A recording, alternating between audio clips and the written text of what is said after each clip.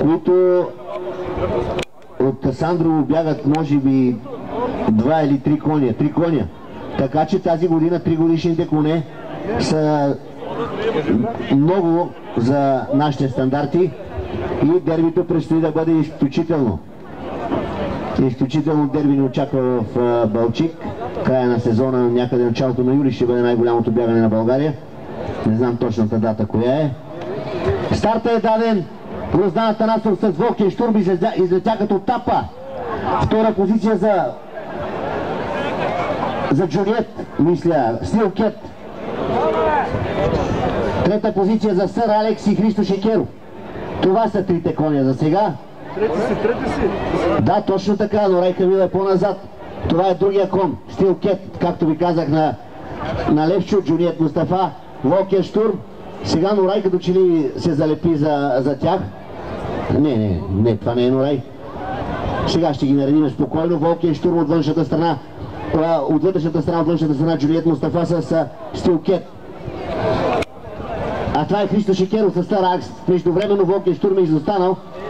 Втория след Сър Алекс. Трета позиция за Ватфи. Коня на Хасан Мехмедов от Севар. Има много развръзка.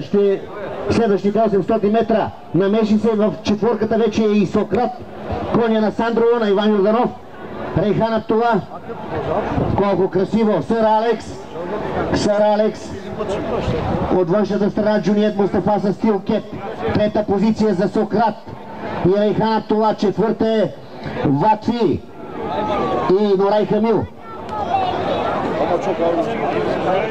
Кой е този от пета позиция атакува? Да не го изтървеме, това е Христо Шекеров като че ли. Не, Христо Шекеров е първи. Четвърти някой застана, просто не можах да го видя. Съжалявам. Извинявам се, от външната страна Волкен Штурм. От вътрешната страна Сър Алекс. Трета позиция за Вайфи. Все още. Но отвътре идва някакъв кон, който го изтърва. Гроздан Атанасов за Волкен Штурм. Дали ще спечели? Гроздан Атанасов. Волкен Штурм.